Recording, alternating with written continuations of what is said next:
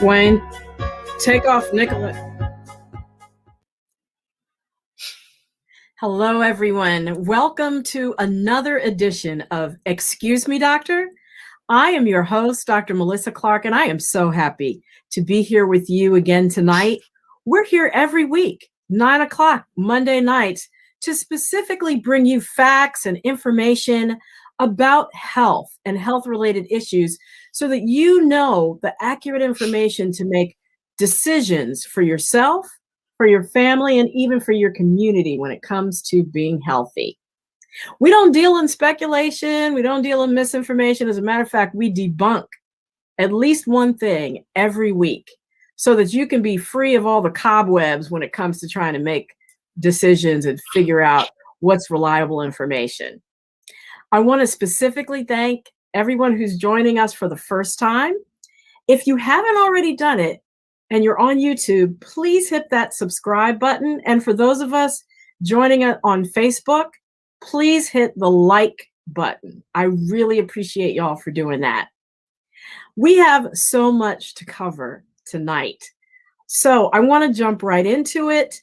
This is February, and so every episode in February, we are addressing something having to do with Black History Month.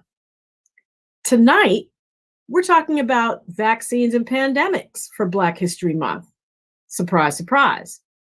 But I bet you did not know that it was an enslaved African in the 1700s who introduced the concept of vaccines to the United States, saving millions of lives. We don't know what his birth name was, but his given slave name was Onesimus, and that was given to him by his enslaver, Cotton Mather. So picture this, 1700 Boston. Every time a ship came in, there was fear that there would be smallpox introduced into the population, and they had several outbreaks. But Onesimus told Cotton, look, I am free from smallpox because as a child back in Africa, someone took the pus from somebody who had smallpox and put it into a little wound on my skin, and I never got sick. So Cotton got really excited by this, told everybody. Of course, everybody was like, I'm not with that. And it came from an African. Are you kidding me?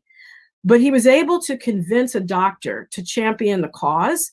They inoculated a bunch of people in time for the 1721 huge epidemic in which 1 in 7 people died. But guess what? The people that got inoculated per Onesimus's protocol, only 1 in 40 died. That was the birth of vaccines in the United States that have gone on to save millions of lives, just as we hope that the COVID-19 vaccine will do. That was one of the pioneers of that was an African-American woman named Dr. Kizzmekia Corbett. That's our Black History Month minute, and we are going to move on to what we normally do every week, which is our weekly recap. And joining me to do that are my co-producers, Miss Lila Mays coming in from the West Coast, and Mr. Wayne Bruce holding down the East Coast. Hey, can people hear me this week? Can I be heard? Yes. You're loud and clear. I ain't talking to y'all because y'all don't know. But, I'm talking to my Facebook family and your YouTube family. Can I be heard this week? Respond in the comments. I see all the comments, I try to reply all to them, or I try to get Dr. Melissa to reply. So let's count it off, as George would say. Yeah, it's on you. So look, I was looking at a map on one of the TV talk shows, and it says Maryland is not doing good in cases of coronavirus. Can we speak to the numbers like we do every week? Absolutely. Well, we have 28 million plus cases of coronavirus, which of course is cumulative since this all started. Right now, there are about 9 million active cases, and about 20,000 of those are in the hospital. Deaths are almost at 500,000. We're at 496,000 souls who have died from COVID-19. And the only good news is that cases, hospitalizations, and deaths are dropping. since that horrific surge that we had over the holidays related to people gathering and getting together to celebrate the holidays. So that's it for the numbers as far as COVID, but we also have to talk about vaccinations because that's good news too. We are rolling. We are at 1.67 million vaccines given out a day for a total combined of 38 million people who've gotten one dose and 14 million people who've gotten two doses. Luckily, I'm in that two-dose group. I'm blessed to be there. And soon, I hope many of you will be following me. Right. So you're in that two-dose group. Wayne is in one of those groups. I'm Yeah. in the one-dose group. The one-dose Yeah. group. So Dr. Mel, when do you think we can expect a majority of people to be vaccinated? If we keep going at the pace that we have established, by June, about half the population should be vaccinated, and by November, about 90%. Now, that assumes that supplies continue to grow, which we hope will happen. It assumes that children will be able to be vaccinated, which a vaccine is being developed now. It also assumes that the variants, the vaccines will address the variants, that bad weather won't hold up the vaccination efforts, and that the people who are refusing hopefully may eventually come around. But that November date, I don't know if y'all remember from prior episodes, I was saying, hey, look, just cancel the holidays this year. We're going to be able to gather for the holidays next year. That November date will allow us, if all our families are vaccinated, to gather again for Christmas next year, rather this year. Nice. So that's fantastic. So at some point, we will have a larger group of people vaccinated. Yay. But meanwhile, we still have these disparities in certain communities and distribution differences. So is that improving, Dr. Mel, or are we still sort of on the same plane as we were last week, the week before? Yeah, we're still at around 5 to 6% for African Americans, around 11% for the Hispanic population, despite the fact, those are underrepresentations for our total percent of the population. Mm-hmm. There are some efforts that are stepping up to actually outreach to people and enroll people and bring the vaccines to them, but those are slow. And then we see issues around who should go first after healthcare workers. So, police and fire, those are sort of the essential workers, but people are also including teachers in that essential workers, and they're coming in front of sanitation workers and meat packers and grocery workers, people who can't do their job unless they're physically present. And if they're not physically present, the population is at a severe disadvantage because of trash buildup or not being able to get food. So it's kind of controversial to include teachers with that, and it all comes from that push to reopen schools. Which brings us to the next thing. Should schools even be open right now? It's real controversial. On one hand, our children are suffering because of not being able to interact, and especially underserved communities that can't really log on with computers and all that adequate bandwidth. And the CDC is saying we should go back. But the devil is in the details. There's a lot of guidance around waiting till community spread gets down to the lowest level. But 89% of the country is in that highest tier of community spread, but they're still pushing to reopen. And that's just not what the CDC is talking about. The other part of it is upgrading facilities in schools, which is really going to take a lot of money to get adequate ventilation and adequate signage and all the things that go along with having a safe facility, which a lot of schools in Black and brown communities don't have yet.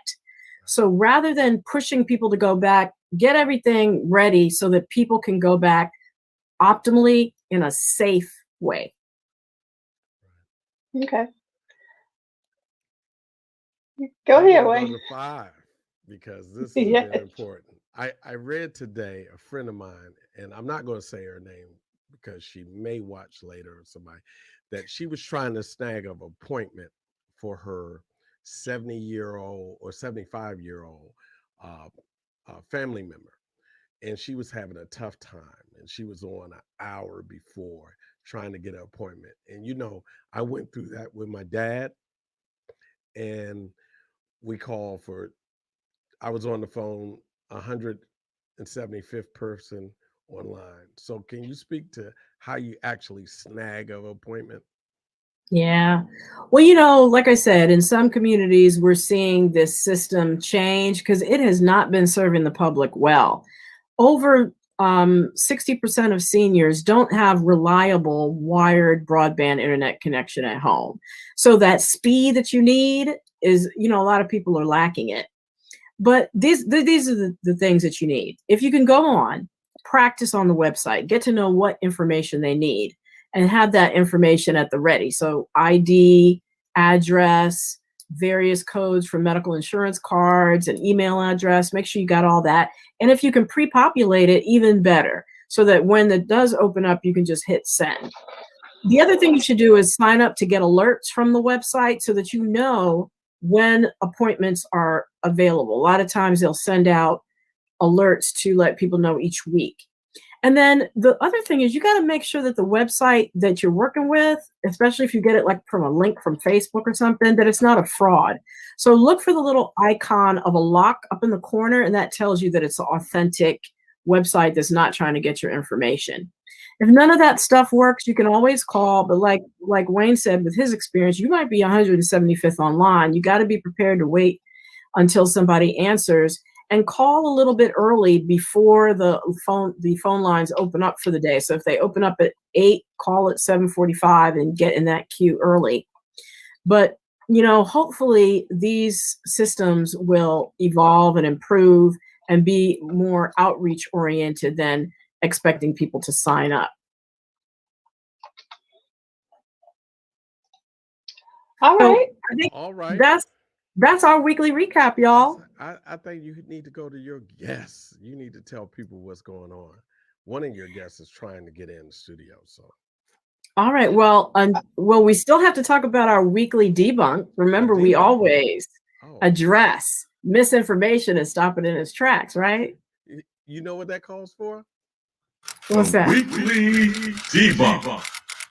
Stopping misinformation in its tracks.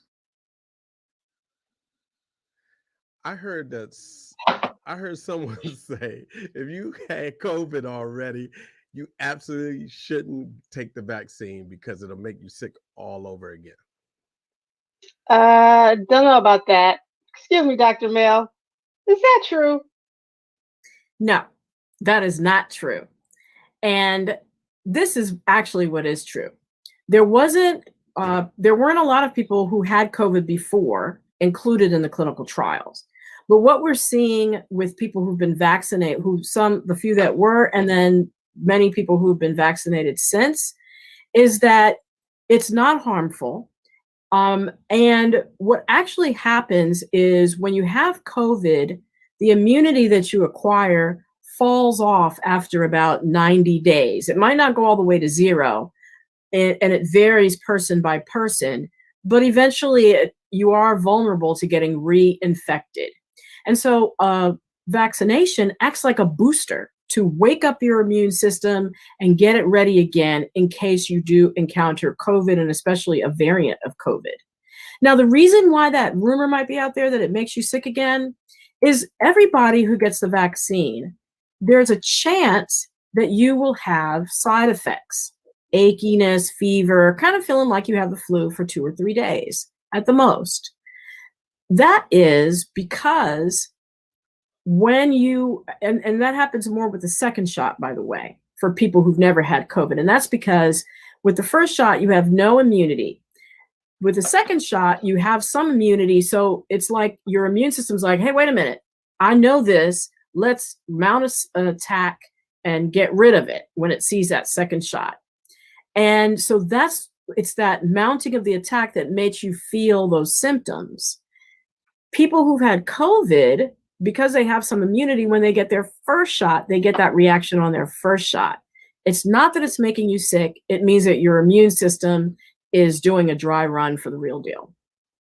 So that's the weekly debunk.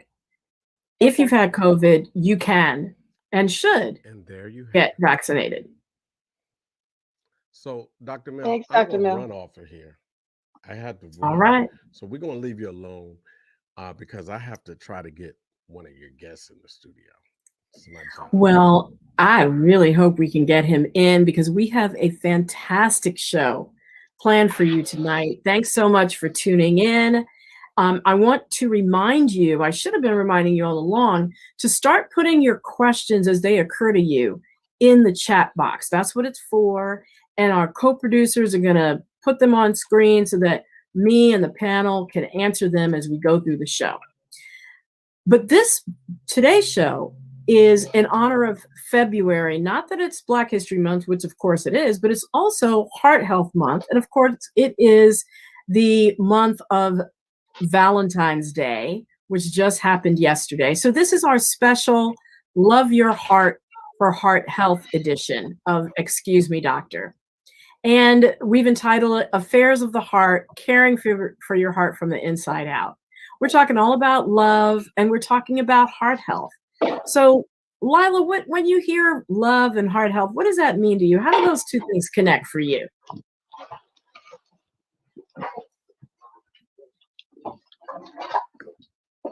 Okay. So for me, can you hear me, Dr. Mel? I can, yeah. For me, the connection is love being a support system and a safe space to express and share whatever that looks and sounds like. That is what contributes to keeping my heart healthy. Well, that's wonderful. For me, it's actually listening to music.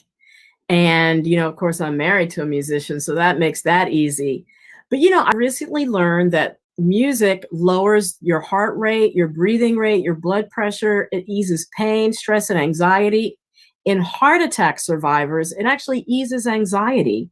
And also in those people recovering from heart surgery. So I might be onto something.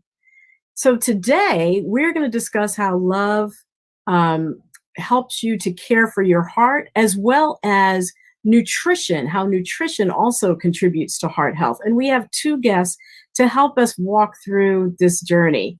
My first guest, who I am really excited to introduce, is Dr. Nicholette Martin. She is board certified in physical medicine and rehabilitation. She is a certified nutritional counselor. Very rare in a physician. That was why when I heard about her, I was like, we got to bring her on for this episode because she can talk to us about her book, Love What You Eat, Choosing Foods That Will Change Your Life. And I have to shout out the fact that she is the National Director of Health and Human Services for the Links Incorporated, because that's how I found out about her. And she is also my soror in Delta Sigma Theta Sorority Incorporated. Welcome, Dr. Nikki. Thank you so much for being here. Dr. Mel, that is your guest. Yes, wonderful. So happy we have so much to cover. Let us jump right into it. So, how can we keep our hearts healthy, Dr. Nikki?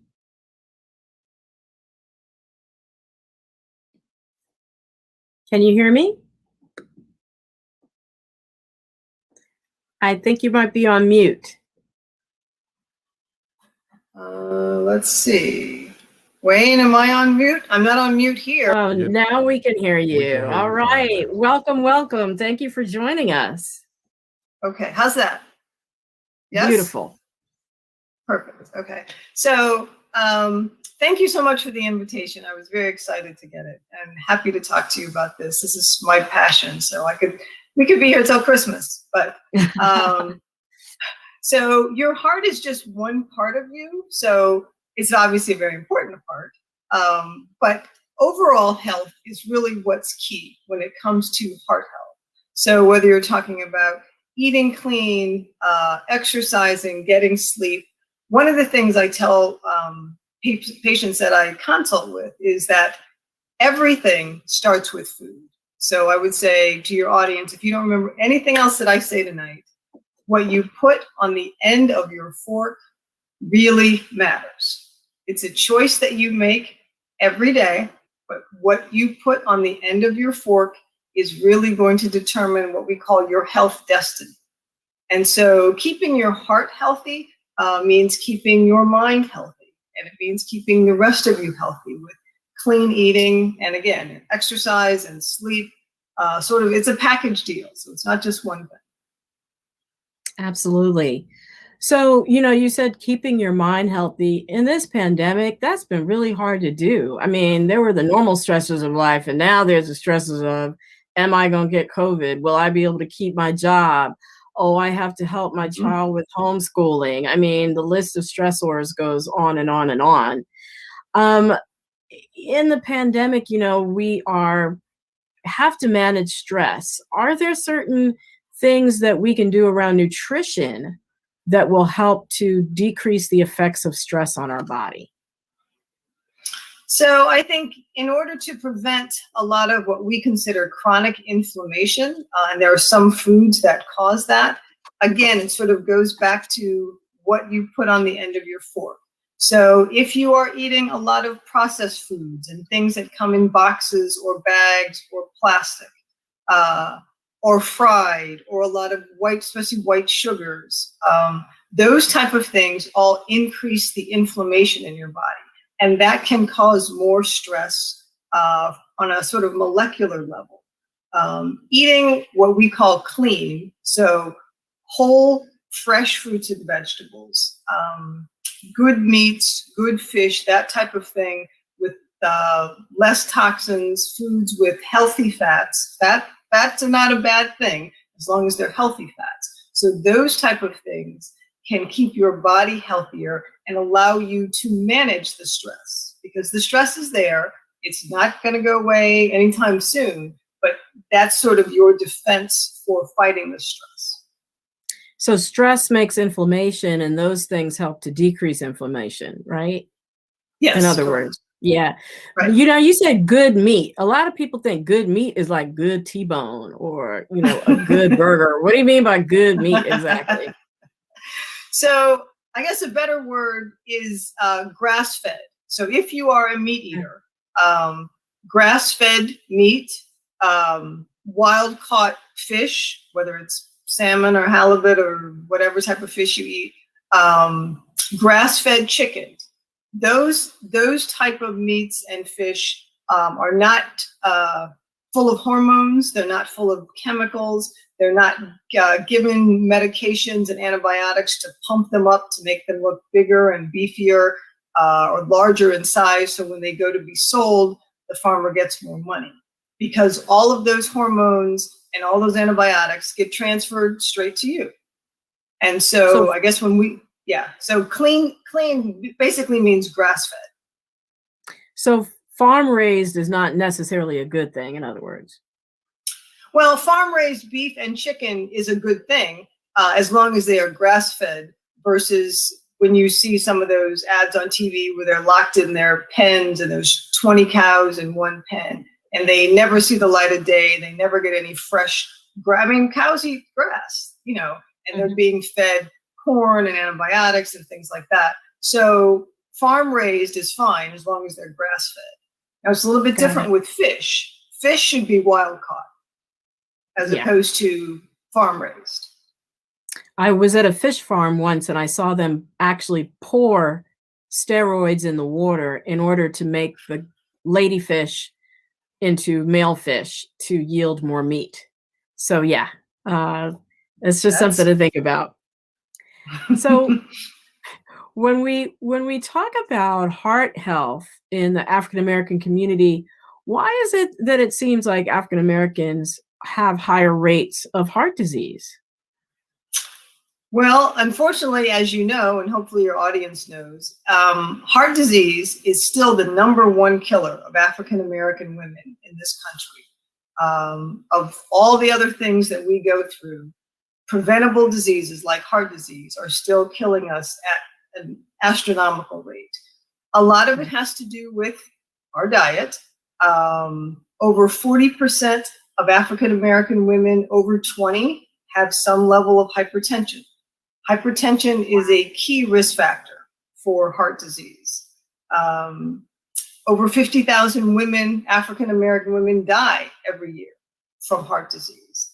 And so it really is about hypertension. We have more obesity because we tend to eat more processed foods. That's in part possibly because of affordability, because of food deserts and things like that, as well as lack of knowledge and always lack of access. So you have the hypertension, you have more diabetes, you have more obesity. All of those things contribute to an increase in heart disease, along with our sensitivity. We actually have a genetic sensitivity to salt. And I know a lot of people don't want to hear that, but it's true.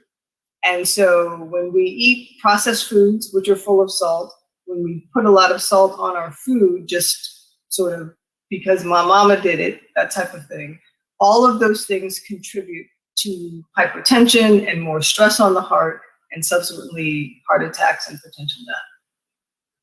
You mentioned stress, and there's one stress that African Americans have that a lot of other people don't have, and that's just systemic racism. I just, seeing images on Facebook and on the news of people getting beaten by the police and that footage playing over and over and over and over again, and worrying about your kids leaving the house, and just they're the normal stressors of life that everybody has. And then we have that extra stress. Do you think that also has something to do with it? Oh, absolutely. Absolutely. And that's something that has been generational. It's been here since 1619 when we first got here. And so clearly more stress on your heart increases your blood pressure. That in combination with the diet, not exercising, you're stressed, so you're not sleeping well. All of those things mount an attack onto your heart. Absolutely. Yeah. So it sort of seems like we're behind the 8 ball in so many of those ways. So when it comes to nutrition, and, you hear, eat right and all that stuff. And then there are all these diets out here to choose from, like keto and paleo and low fat and Atkins and Mediterranean and cabbage soup, which I know everybody's tried at least once. Which of these is best for you? And especially we're talking about heart health. What contributes to your heart health out of all of those?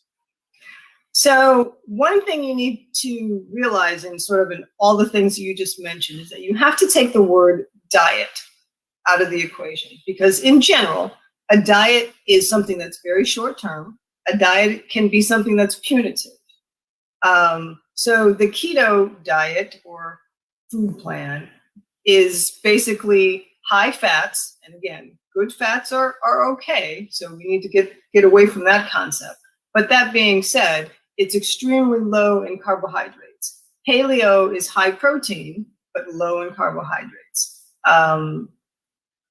Cabbage soup to me is just like a cleanse. The Atkins is a little more forgiving in that you can, as you go along, you can eat more fruits and vegetables, whereas with the paleo and the keto, you really can't. So to me, those are just stopgaps. They're not a lifestyle. They're not sustainable for long term. If you look at the Mediterranean diet, it is something that is very easily sustainable. It is very good for your heart. The food tastes very good. There's pretty much something there for everyone. There is a book out called The Blue Zones. In the Blue Zones, there are 5 cities around the world where there are very high levels of people who live to be 100 plus. And there was a researcher who did some research on them. And one of the things he found was very similar diets related to the Mediterranean diet. So even though they have completely different lifestyles than someone living in New York City or LA or even DC, and that plays a big part. But their diets really consisted of fruit and vegetables and fresh fish and olive oil and good fats, as opposed to the standard American diet. I heard you say good fats a few times. What is a good fat? Bacon fat? I mean, what's a good fat? So when we say good fats, we're talking about unsaturated fats, like monounsaturated or polyunsaturated. So things like extra virgin olive oil, for example, EVOO, as they call it, is what we consider a good fat, versus things like trans fat. Trans fat is something that is really man-made, and your body actually cannot break it down, and it can't really store it like they do other fats. So it's very toxic to you. It's found in a lot of processed foods.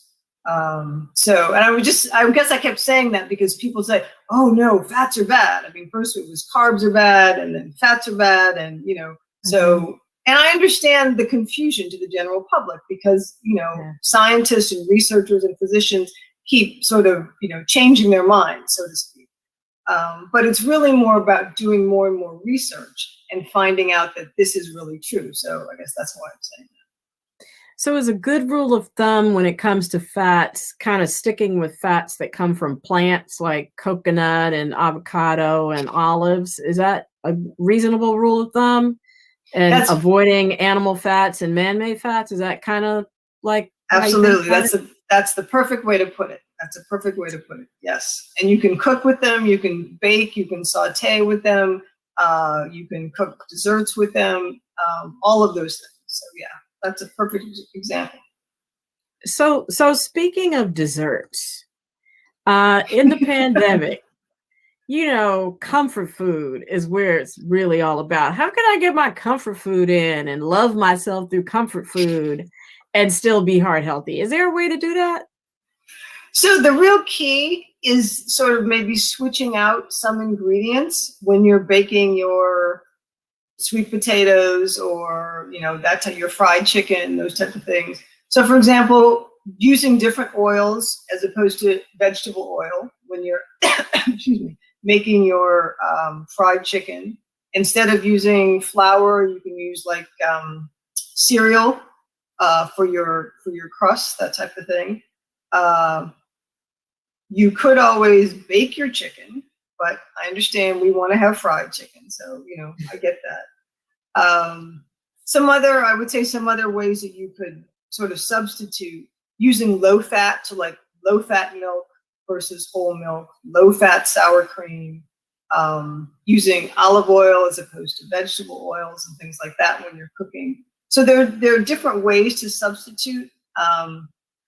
A very good resource for your listeners is they can go to NHLBI, which is the National Heart, Blood, and Lung Association, through NIH, the National Institute of Health, and they have a program called the Heart Health Program. The Heart Health Program was actually designed, they were trying to find a way to reach out to African Americans. And it just so happened that about 10, 12 years ago, I guess, the Links worked with the National Institute of Health on this program, and we rolled it out to communities all over the country. And so they have a very detailed sort of booklet called With Every Heartbeat is Life. And it talks all about heart disease and diabetes and high blood pressure. And there are also recipes, heart healthy recipes for comfort food as well as non-comfort food. They give you a lot of ideas for exercise and things like that. So it's a wonderful resource. So it's developed in conjunction with Black women. So it might be something that I might enjoy. Absolutely. Absolutely. Or find yes. doable. Yes. All right. That is really cool. So, you're a pain medicine physician. How is it that you became interested in nutrition? I mean, what's the connection there? Well, part of it was pain, especially chronic pain patients. A lot of them can't or won't exercise. And so as their pain gets worse, or should I say, as their perception of their pain gets worse, they tend to become more sedentary, and they subsequently gain more weight. And anytime you have, whether it's spinal pain, hip pain, knee pain, that type of thing, and you put more weight on your frame, that's going to make your journey through life much harder. So I was trying to find a way to give them information. Like, I understand you can't go back to the gym And I understand you can't go running, but you can walk. Okay, everybody can walk. You can walk in the water, which is great exercise, and there's no weight on your spine or your hips or your knees. And one of the ways you can help yourself lose weight without going on a diet, because you've already lost so much. You may have lost your job or had to change jobs because of your chronic pain. Your activity with your family and friends is decreased. Your outlook on yourself has changed. So why don't we work on trying to get you feeling better by getting you a little healthier by changing some of the things you eat? Wow, that's great. So have you seen in the pandemic more instances of chronic pain, more patients with chronic pain, more people gaining weight, or has the pandemic made those things worse? So it's not really making the physiological pain worse, but it's making the psychological pain worse. And so people's perception of their pain and their tolerance or lack thereof is definitely worse because of all the other stressors that come along with COVID. You know, losing your job, being stuck in the house, having to wear a mask every time you go out, when you go out, or being a frontline worker and having to go to work, not being properly protected. So people's perception of their pain has definitely gotten worse. So speaking of that and the connection to mood, and we know that mood and depression makes heart health worse, are there foods that can actually help to lighten your mood that have an effect on your emotions when you eat them? Well, there are certain foods, feel-good foods. So some of that is comfort foods, and hence the name. I think maybe the healthier versions of those things. Anything that increases the hormone we call serotonin. So especially since Valentine's Day just passed, dark chocolate and red wine. That should be at the top of your list in moderation. Okay. But I mean, other foods like fresh fish, fresh meats like turkey and things like that. And I don't know about too many fruits. I mean, fruits have a lot of sugar, so sugar in and of itself can initially give you a boost. But with at least with the fresh fruits, it's not a rise and then a crash, that type of thing.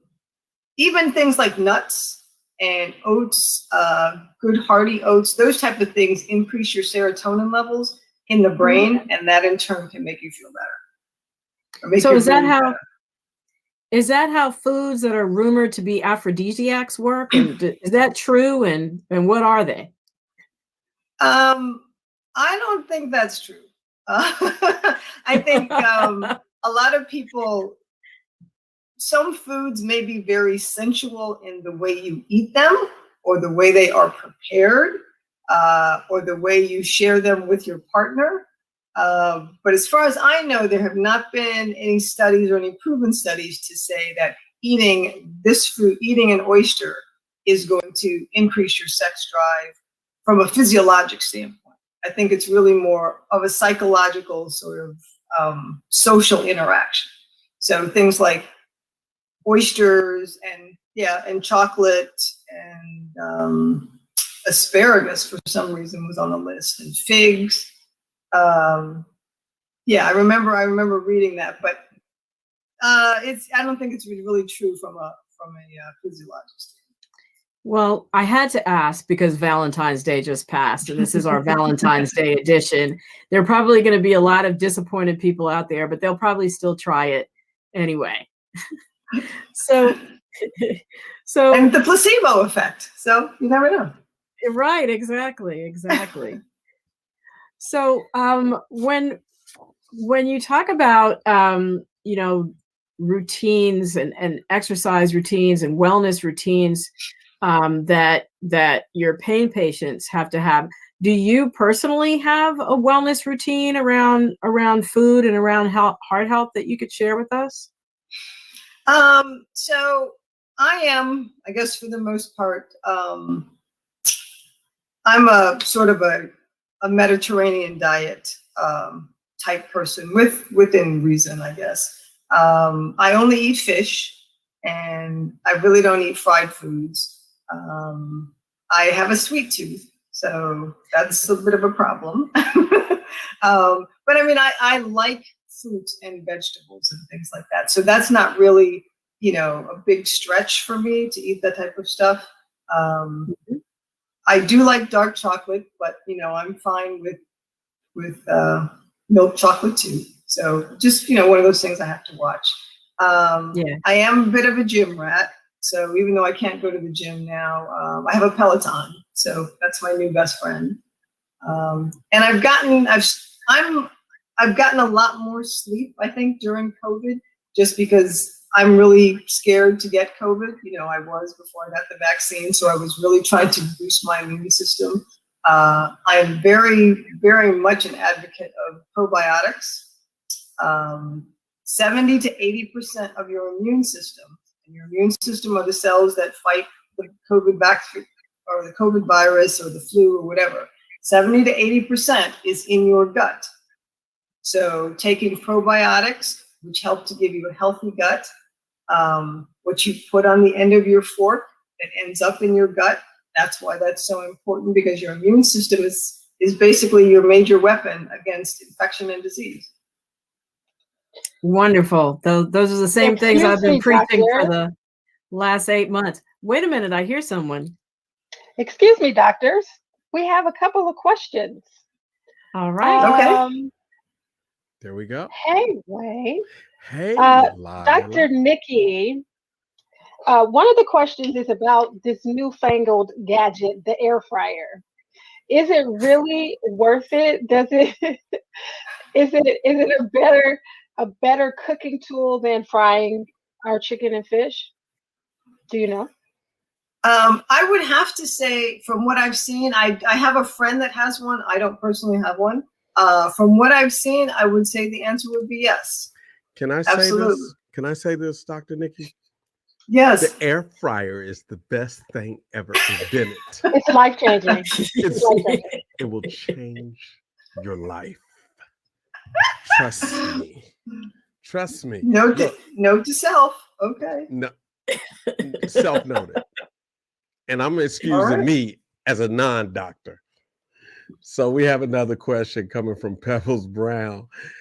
How does being a vegan add or subtract towards healthy heart lifestyles? Because it seems like a lot of vegan products are processed.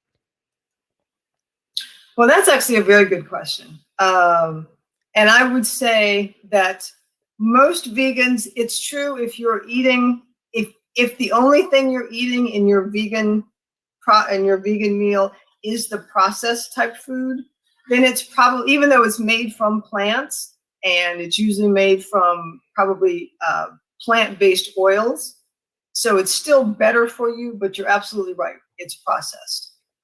So you need to try to stick as much as possible to fresh fruits, fresh vegetables, as opposed to a lot of the processed foods. Because you can even eat a lot of sweets that are vegan, but that doesn't mean they're good for you. Right. I've seen a lot of people gain weight switching to become vegetarians and vegans because they don't understand the role of beans as proteins and not using bread and carbs to substitute for the lack of meat now in your diet, and they gain weight. So that's another pitfall. So Absolutely. let me say this. There once was a time when I was in college and I listened to Dick Gregory, and he played the movie How Foods Are Processed in Your Body. And it was after college. It was during the beginning of the start of the band. And I became a vegetarian and gained 40 pounds. Well, there you have it. Because There you go. as my band members used to say,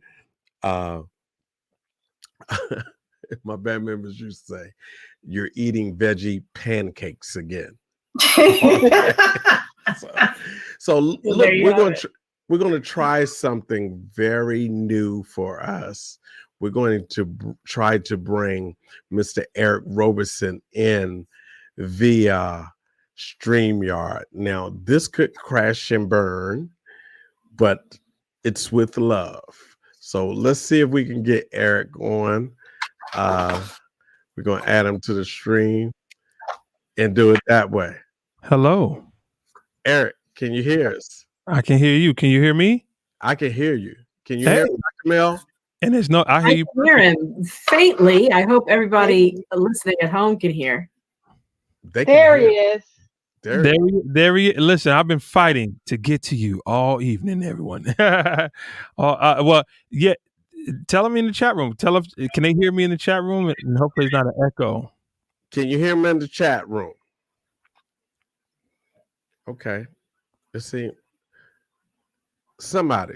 I'm going to call people Hear him on Facebook. I can hear him on Facebook. You can hear him? I can't hear him in my headphones. They say they can hear me. They said they can hear me. I see you. What's Well, hello. Yay. Listen, you've seen me and Wayne with our heads down. We've been typing, calling. We've been trying to work it out. Mr. Roberson, thank you so much. Thank you for having me. Thank you, doctors. Thank you for having me. Well, I am so happy that you are here, Eric. Thank you so much for joining us. And for everybody at home, we are talking. You just have to believe us because you might not be able to see him. No, you can see him. Mr. Eric Roberson. He is a Grammy Award nominated singer, songwriter, producer. He is the original pioneer of the independent movement in R&B and soul music. He's performed, written, and produced so many artists that you know. Thank you so much for joining us, Eric. Thank you for having me. Thank you. Hopefully I can bring something to the table, and thank you to the other doctor for the advice that I was slowly taking as I finally was able to join on. So it's pretty cool. Well, I'm happy you joined, and we've been having this great conversation about heart health. We've been coming at it from the angle of nutrition, but I was hoping that, sort of the connoisseur of love and heart that you are, you could tell us a little bit about how do you think that people should keep their hearts healthy from a music and creative standpoint? Well, music is really a blessing because it's such a service, and for me, writing is such a level of peace for me. The first thing I did was I went to music, and then at the same time, while I was helping bringing a level of peace for me, I then started releasing music just to kind of help ease the tension, and bring some clarity or bring some level of comfort. So anything, for me, songwriting is revealing, so a lot of times you're going to be revealing yourself. And then if you really open your mind to things, you can reveal, what's about to happen or really lay out certain things that will help you in the future. So yeah, I strongly advise, whether you're a songwriter or not, to write. Like if you miss someone who passed, write them a letter and see how well you feel after you write that letter. It's like there's something about that kind of release to me that can strengthen your steps and keep you healthy I'm not one who wants to hold on to tension, so for me, writing and really the relationship of music has been the soundtrack of everything we went through. So even in this moment right now, allow it to comfort you, allow it to be a support, an assistance in what you're doing. Well, thank you. You mentioned relationships and you also mentioned writing. So I got to go here. Yeah. I have heard you talk about your wonderful wife, who I've had the opportunity and blessing to meet. And, a lot of couples have been on top of each other during the pandemic. Normally, we travel or we at least leave the house for work. But, that in of itself creates a certain amount of tension. And how has being at home nonstop with the kids and all the pressures of life impacted your creativity, especially when it comes to writing love songs? One of the best love songs I probably have ever written, I wrote during the pandemic on the morning of our anniversary. And, I think you have to find time. Every Thursday night, me and my wife have date night. here in the house, and we might let the kids zone out on electronics just so that we have some level of privacy, whether even if that's watching a movie with the family, just kind of taking a minute to kind of focus on each other. I can't hear. Uh-oh, you cannot hear me. You can't hear me? Can you hear me now? Can you hear me now? 1 2 1 2. I hope everything's going well. I We can't can hear you. We can hear you. Oh, okay. Well, the good doctor. now I can hear. Oh, you can hear me now. Okay. Now I was saying that, we schedule date night. We have a date night every Thursday. I try to leave that evening open so that we can just kind of focus on each other. And at the same time, I think early on with our kids, all three kids homeschooling at home, I told my wife, if you need to go somewhere to take a break, in the other side of the room, in a closet, we're great parents for these kids, but you can't be a great parent all the time. Sometimes you got to make sure you take care of yourself as well. And for me, I think a lot of it is just perception. For me, I travel a whole lot. So I look at it as this last year, I've been able to do things with my wife and do things with my kids that I would not have been able to do if I was on the road like I usually am. So for me, I think a lot of it is just looking at it from a perception aspect, and then really knowing when everybody needs their space, I'll take on the kids and you take a break or vice versa. And creativity is, I think ever since I've had kids, I've had to balance how creativity works, because you can't always just, for me, my relationship with creativity is more about a friendship that I can call at any time. Not more like a friendship I don't deserve. So, my studio's built for my kids to be in there. Can't hear. Uh-oh. Can you hear me? Okay. Now I can hear you. Yeah. I can hear you. But my studio is, I've probably had a kid on my lap for the last 10 years of recording, So this time hasn't been much different, only because my perception is that's a level of escape for me. That's an opportunity for me. And even if I have 30 minutes to create, I work on being lost for 29 minutes, rather than, I only got 30 minutes. All these kids are too loud. It's like just really just enjoying the process of what I'm doing and not really worrying about the outcome, and that's the same way with the kids in the house too. So Dr. Nikki and I have talked about the importance of reducing stress as it relates to heart health. And I think what I hear you saying is that whole creative process, you still have it as a way to relieve the stress, which in and of itself is going to help your heart health. And for anybody who has stressors, creating that safe space for yourself and self-care, and not always thinking you have to be a parent or you have to be a husband or a wife 24/7, and just being there for yourself is really important. I totally agree.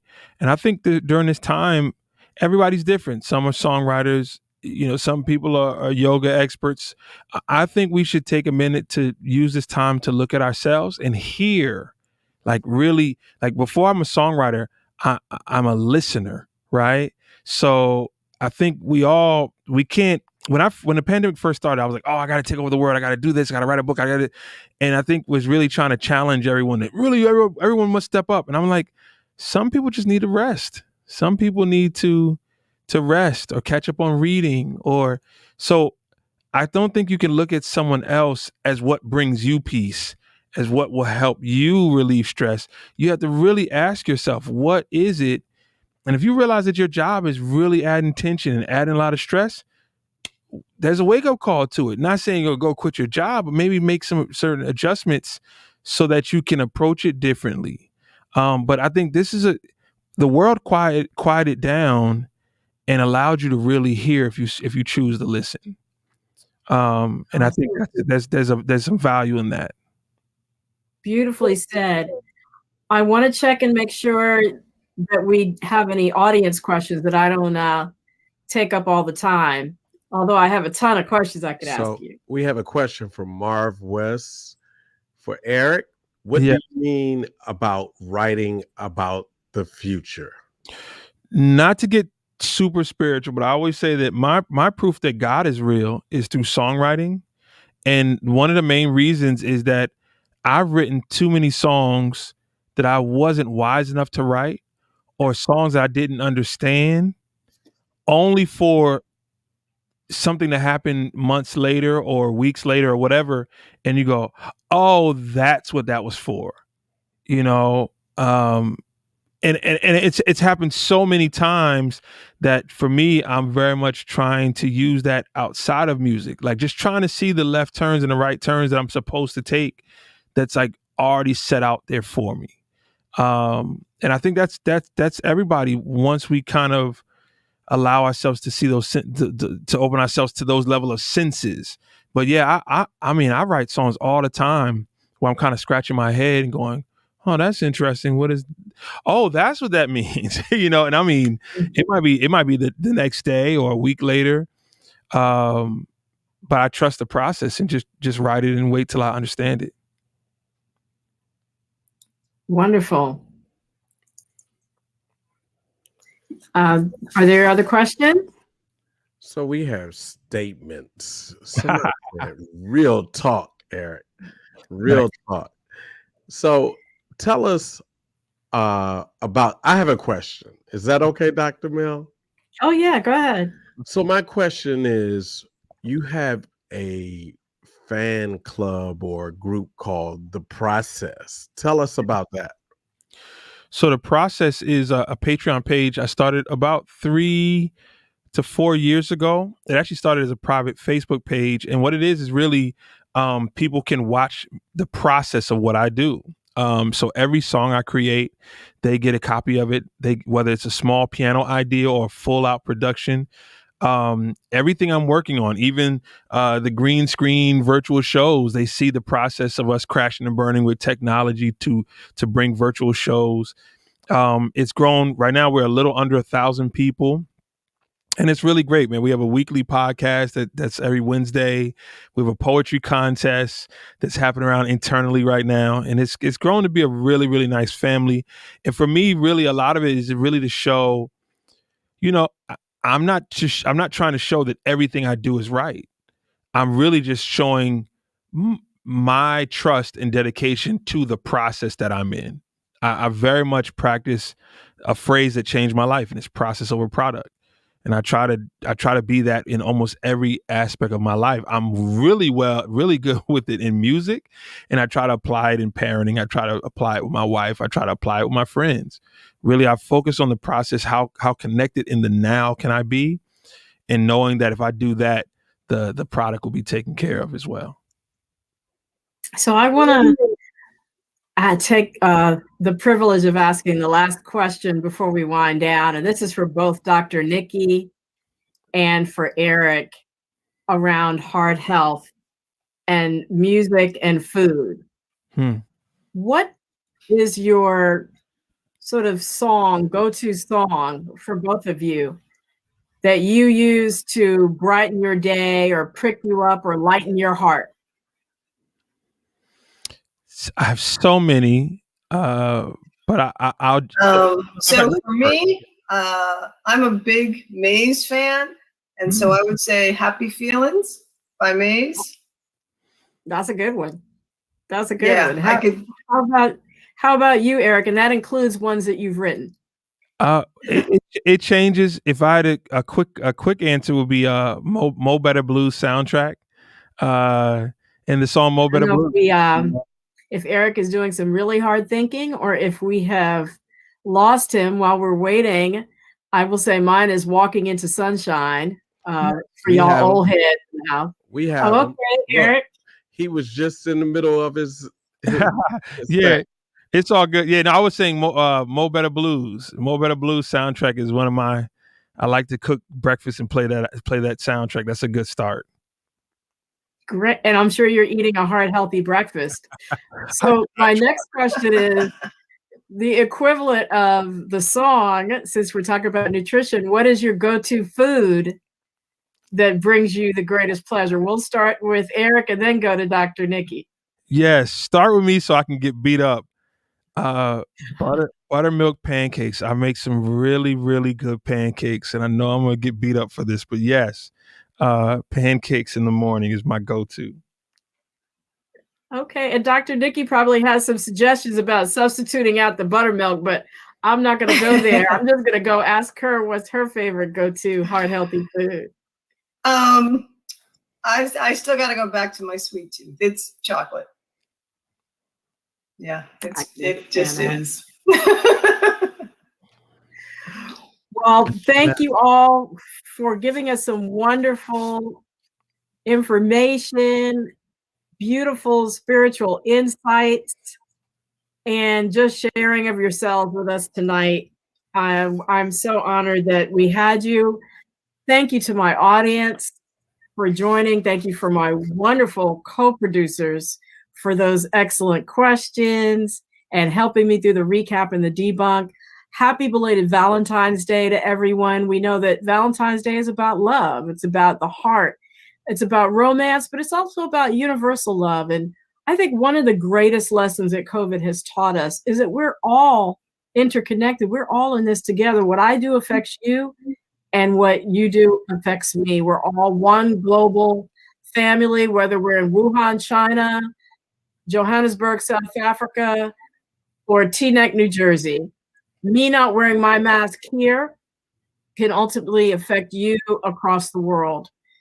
And so as we think about love and the heart, I think the sooner we learn this lesson of being interconnected, the sooner we can get out of this pandemic. Remember, don't let the stressors of the pandemic affect your heart. Take Dr. Nikki's advice. Take Eric's advice. And remember the immortal words of Bob Marley, one love, one heart, let's get together and feel all right.